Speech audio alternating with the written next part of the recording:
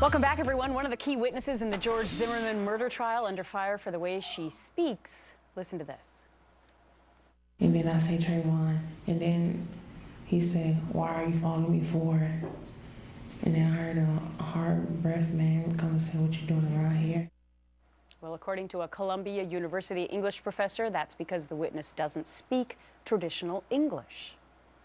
She was very articulate. I think people did understand her. She's speaking Black English, and a lot of people think Black English is just bad grammar, but that's like saying that a Cocker Spaniel is a bad kind of Saint Bernard. They're different kinds of English.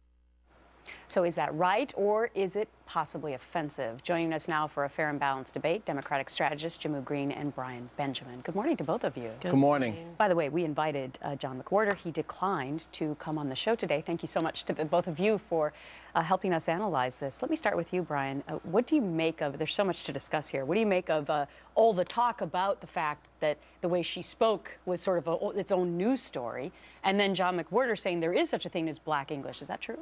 Well, I don't think that there's such a thing as Black English, but I do think that she is speaking the language that she's used to. She grew up where she grew up, and she communicates the way she feels comfortable. And I think the most important thing is that she's honest and she's telling the truth, which I think everyone can agree that she's done that. But I mean, to make the point that somehow because of the way she communicates, she somehow is lesser than or is not a credible witness, I think is unfair. Jehmu? Well, I agree with Brian that she was credible, she was honest, she was sincere. But I think this issue has gotten a little bit bigger, especially with John McWhorter's statements, because yes, he's a linguist, anthropologist, historians, they will say Black English is a language.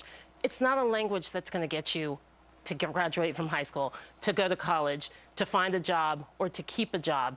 And we have to stop making excuses, in a sense, for this type of conversation that is happening in our communities. I think we all too often have leaders like John McWhorter talking about the history and talking about where it comes from, but like the slave trade, where this language is based from, it should be a thing of the past. And I think it should be okay for people who have a platform, especially African Americans in the media who have a platform, to say this is unacceptable. This is not how our children should be learning. This is not the best way to move them forward. And I assume that you'll take hits for saying that. Absolutely. Right. Jesse Jackson did when he called it, I think, something like, garbage dialect. Well, Brian, I don't agree with that point. I mean, I do think, what I disagree with is calling Black English, because that is just too general. But the fact that they're Caribbeans who they have their own kind of dialect that they speak. Various people speak the way they communicate the way they communicate. The question is, can they communicate appropriately in the job force? And as long as she can do that, I think it's perfectly fine for her to communicate in whatever way is comfortable for her. What about the whole thing becoming kind of a sideshow? It's taking the focus away from what's actually happening at the trial and whether or not it's guilty or innocent. Now we're talking about the way she speaks. Yeah, and a lot of people have been accused of being racist for addressing the way she speaks.